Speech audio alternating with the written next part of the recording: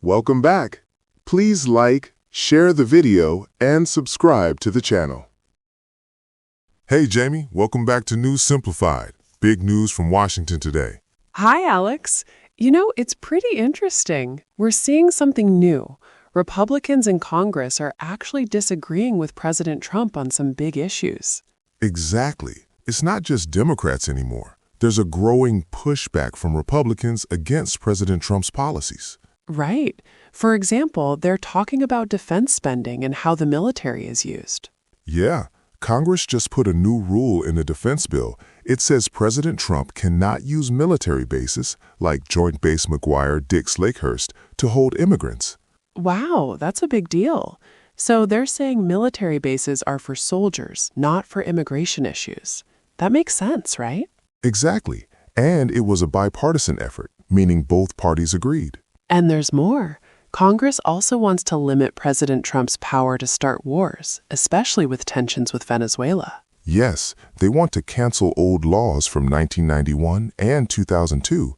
These laws let a president start wars without Congress's direct permission. Congress wants to decide on war. It shows they're being careful about military actions abroad.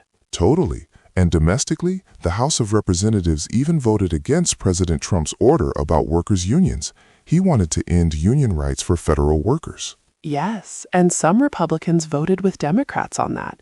It shows they care about workers' rights. All these things mean Congress is becoming more independent, even though both the White House and Congress are Republican-controlled. Right. And President Trump's approval ratings recently dipped to 36%. Could that be a reason? Could be. A really interesting shift in power happening on Capitol Hill. We'll keep an eye on it. Hey Jamie, big news in U.S. healthcare this week. Ready to break down the latest policy shifts? Absolutely, Alex. It's been a busy time, especially with President Trump making some significant moves right from his second inauguration day.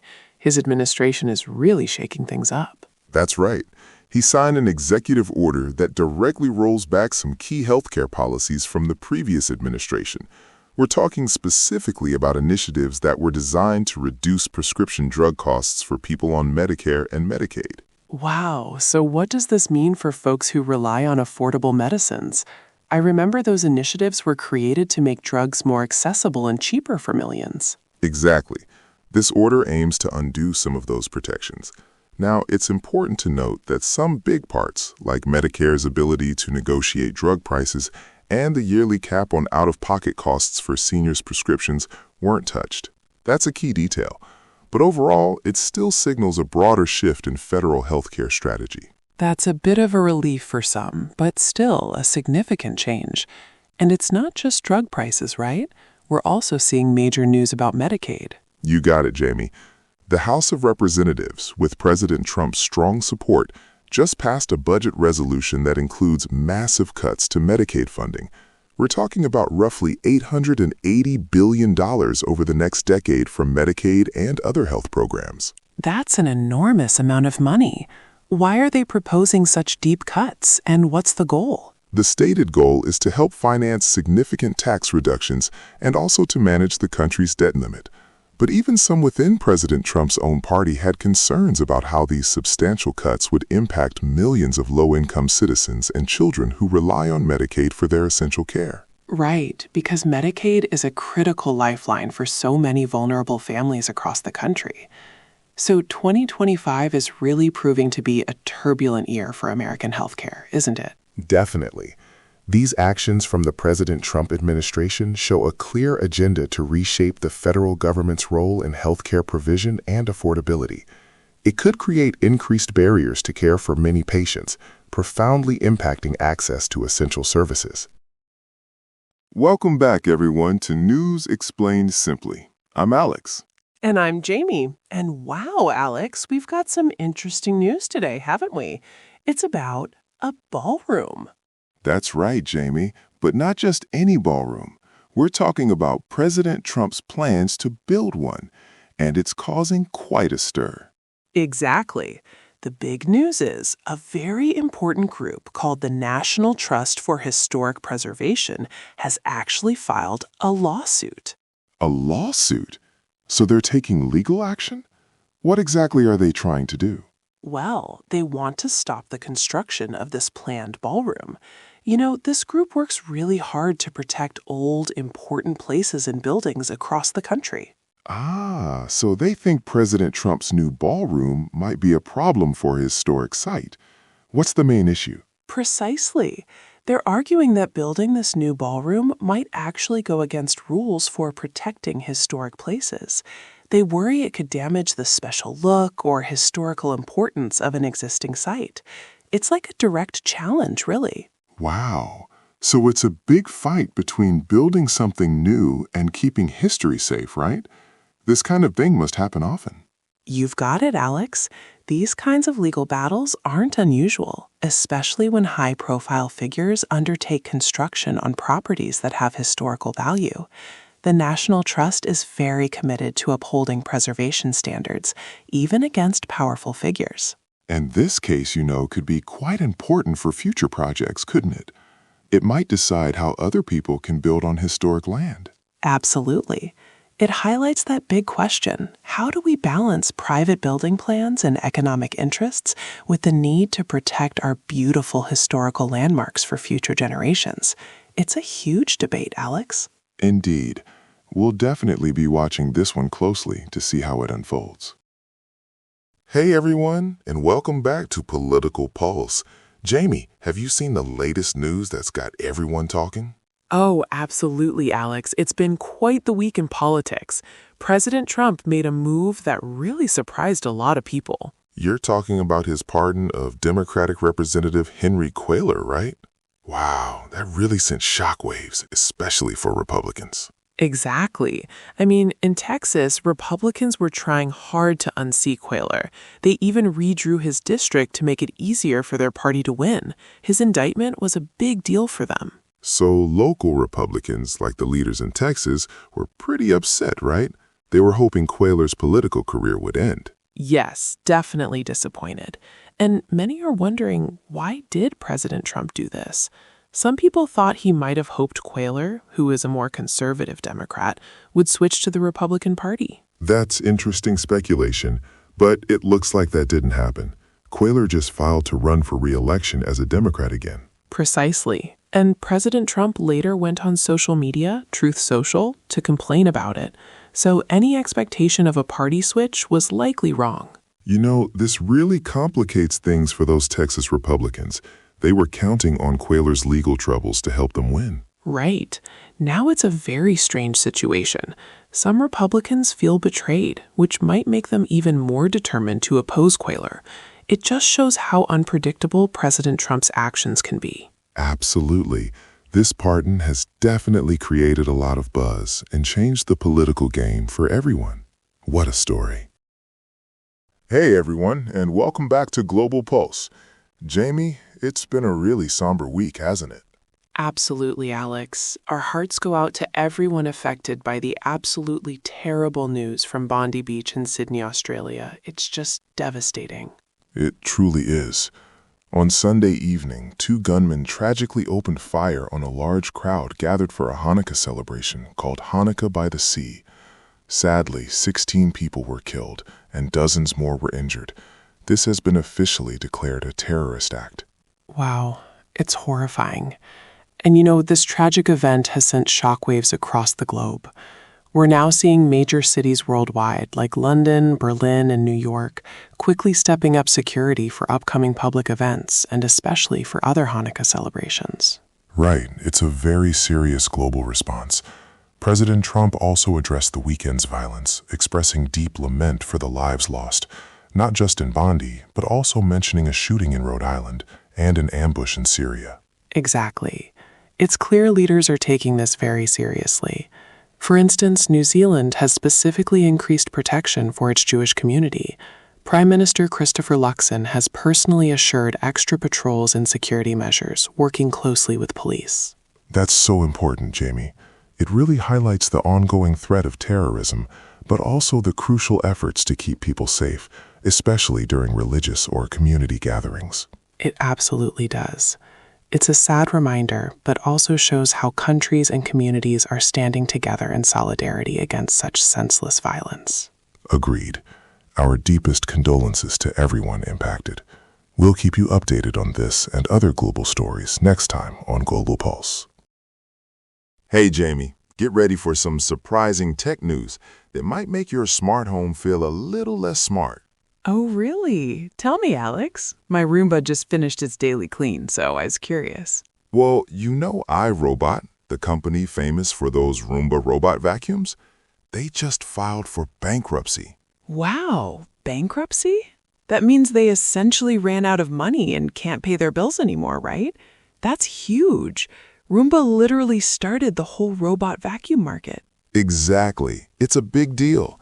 They were once valued at billions of dollars, but it seems a couple of major problems really hit them hard. Okay, what exactly went wrong? Was it just too much competition from other brands? That was a major part of it. Suddenly, lots of other companies, especially from places like China, started making much cheaper robot vacuums. They offered similar features, but at a significantly lower price point. Right, so really tough price wars. Consumers always look for a good deal, and if you can get something similar for less. Exactly. But here's the other big issue: import duties. This is like an extra tax that a government puts on products coming into the country from somewhere else. Oh, so like a border tax that makes things more expensive. Precisely. For iRobot, many of their devices for the U.S. market were made in Vietnam, and they faced incredibly high import duties, 46%. 46%? That's an absolutely massive extra cost. So their products became much, much more expensive to sell here because of these government taxes. You got it. These kinds of trade policies, like some that President Trump put in place, really piled on the expenses.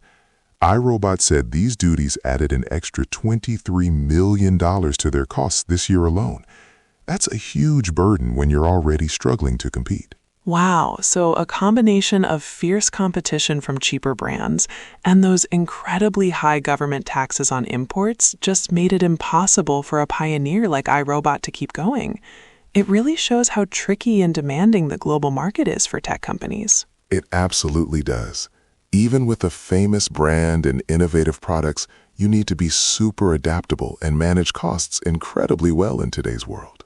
Absolutely. A really sad end for a tech leader like Roomba, but a powerful lesson for all of us about business and global trade. Hey everyone, and welcome back to Tech Talk Today. Jamie, have you heard about Canada's latest big move in technology? Oh, absolutely, Alex. It's all about quantum computing, right? Canada is making a huge splash on the global stage. Exactly. The Canadian government just announced a massive investment. We're talking up to $92 million initially for something called the Canadian Quantum Champions Program. Wow, 92 million? That's a lot of money.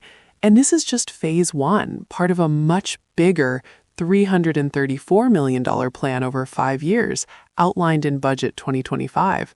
It sounds like they're really serious. They are. The main idea is to keep Canadian quantum companies and brilliant people, you know, the talent, right here in Canada. They want to be leaders in this super advanced field. That makes total sense.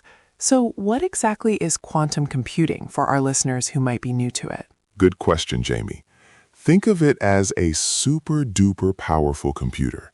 It can solve problems that even today's fastest computers can't. It's like a whole new way of computing that's much faster. And Canada wants to build these powerful machines domestically. Yes, they've already signed agreements with 4 Canadian companies: Anion Systems, Nord Quantique, Photonic, and Xanadu. Each could get up to $23 million to develop these cutting-edge quantum computers. That's fantastic for Canadian innovation. But Alex, why is this so important beyond just technology? Well, it's also about national security and the economy, Jamie. The minister mentioned quantum computing has defense uses and could change how we protect information online, like encryption. So it's about making sure Canada is safe and strong without relying on other countries for this vital technology. Exactly. It's securing Canada's future in a very high-tech way for decades to come. Pretty exciting stuff, right? Welcome back to Money Talk. Jamie, what's got everyone buzzing in the financial world this week? Alex, it's all about the Asian stock markets, and unfortunately, it's not good news. We're seeing some noticeable drops, especially in technology stocks across places like Japan and Hong Kong. It's like a domino effect from Wall Street. Right. So what's really driving this downturn? Is it just one thing or a mix of factors making investors nervous? Well, a big reason is that hedge funds, these are large investment groups, have been selling off lots of their tech shares. They're worried about something we call an AI bubble. An AI bubble? Can you explain that simply for our listeners, Jamie? Of course. Imagine a balloon getting bigger and bigger, but inside there isn't enough real value to support its size. That's like an AI bubble. People are concerned that tech companies, especially those involved with artificial intelligence, have become too expensive too quickly. Their stock prices are very high, maybe higher than their true worth. Wow, that makes perfect sense. So investors are pulling their money out before the balloon potentially pops. Exactly. And another huge factor is the Bank of Japan, or BOJ. That's Japan's central bank. They're expected to raise interest rates very soon. Ah, higher interest rates usually mean it costs more to borrow money, right? And that can make companies spend less and slow down the economy a bit. Precisely. This makes investors more cautious, especially with fast-growing companies like tech firms. They often move their money to safer investments. It just shows how interconnected global markets are, even when the U.S. economy under President Trump seems strong. Global events always ripple through. Absolutely. And I also heard there are some economic worries in China and Hong Kong, plus problems with a big property company there called Vanke. You're right. All these things combined are making investors quite nervous. It's a period of rethinking for many. Definitely. So a lot to keep an eye on. Thanks for breaking that down for us, Jamie. My pleasure, Alex.